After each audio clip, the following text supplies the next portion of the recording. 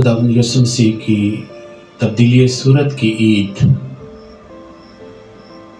आलमगीर कलीसिया बड़े जोश और जश्न के साथ हर साल 6 अगस्त को यीशु की तब्दीली सूरत की ईद सईद मनाती है।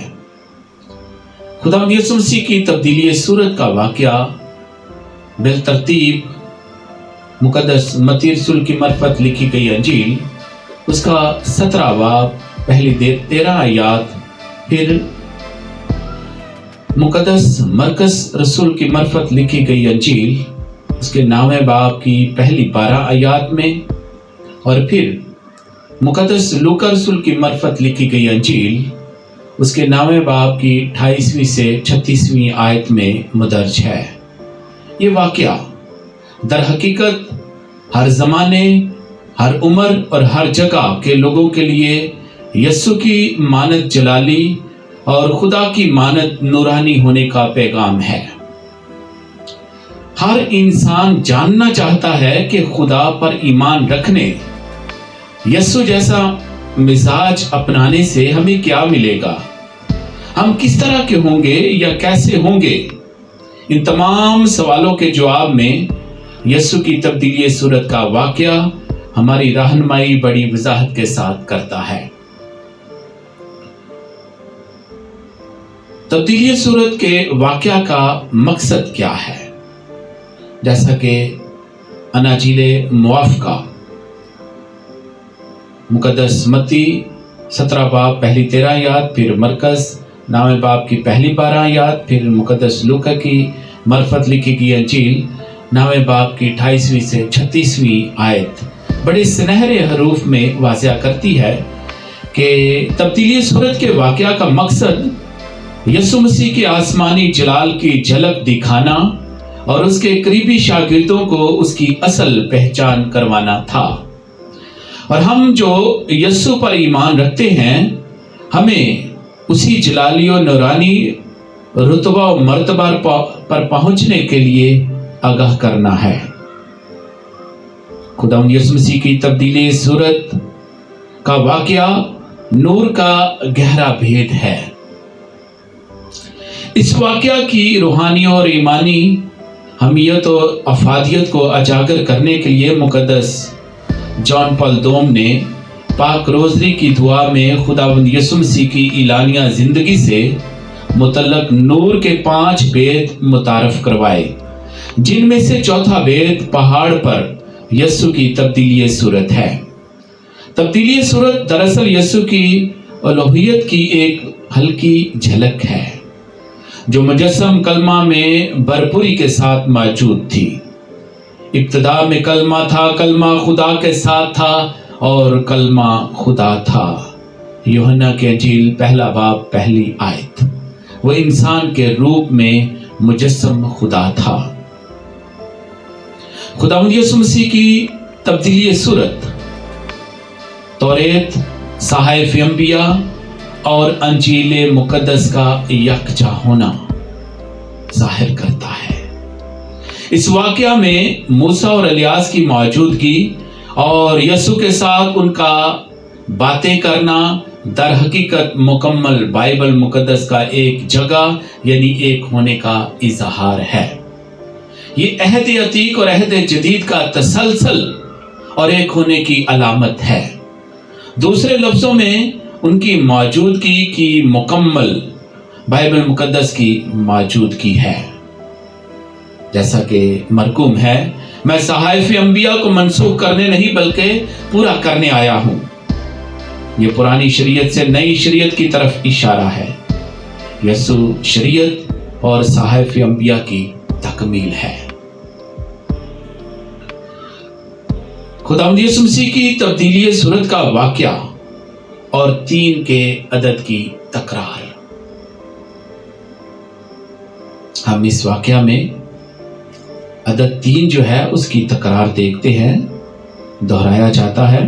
खुदावंद यीशु मसीह की तब्दीली सूरत के अजीम वाक़या में 3 के अदद की तकरार का पहलू भी एक ख़ास थोलॉजिकल हमियत रखता है। नंबर 1, 3 ज़मीनी गवाहियाँ।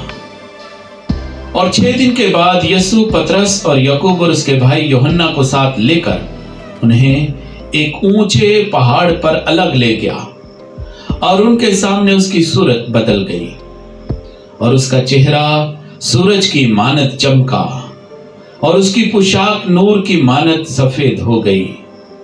मत्ती की अंजील 17 बाब पहली 2 आयत।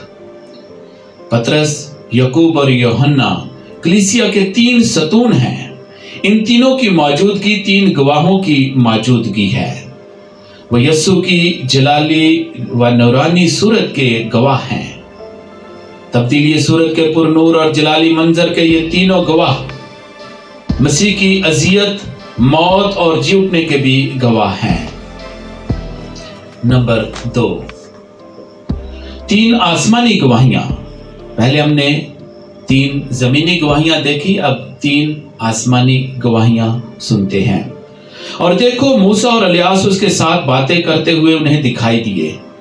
एक नूरानी बादल ने उन पर साया कर लिया और देखो, उस बादल में से एक आवाज आई कि ये मेरा बेटा है अल महबूब, जिससे मैं खुश हूं, उसकी सुनो।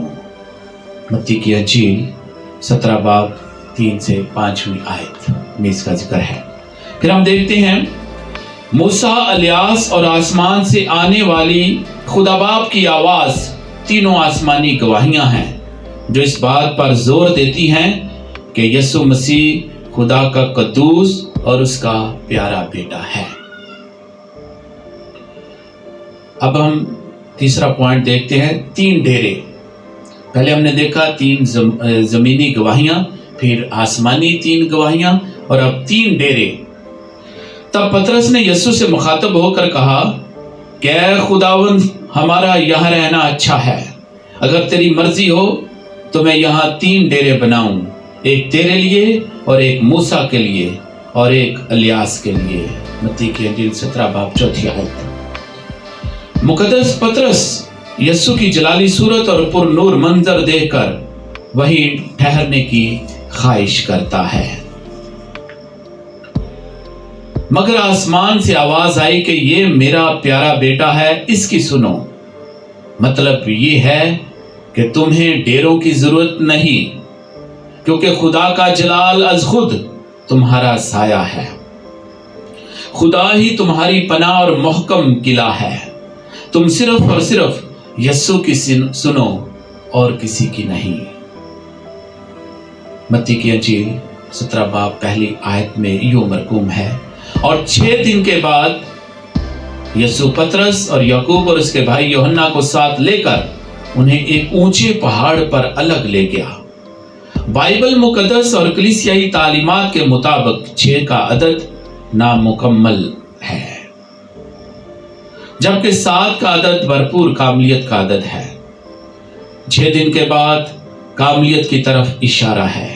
एक ईमानदार की जिंदगी और मुसलसल ईमानी जदोजहद कामलियत की जानब गामजन रहने की दावत है। तब हम रोज बरोज जलाली सूरत में ढलते जाएंगे और यीशु के कद के अंदाजे तक पहुंचेंगे। अब हम यीशु मसीह की तब्दीली सूरत के वाकया को देखते हैं कि वो कहां पर वाकया हुआ और क्यों खुदावंद यीशु मसीह इन तीनों शागिर्दों को अलग ले गया।